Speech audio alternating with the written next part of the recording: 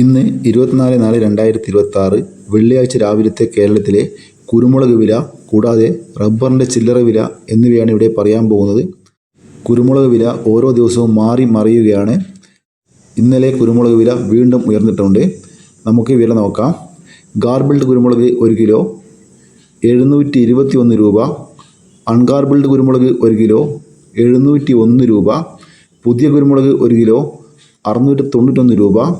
വയനാടൻ കുരുമുളക് 1 കിലോ 695 രൂപ. ചേട്ടൻ കുരുമുളക് 1 കിലോ 685 രൂപ.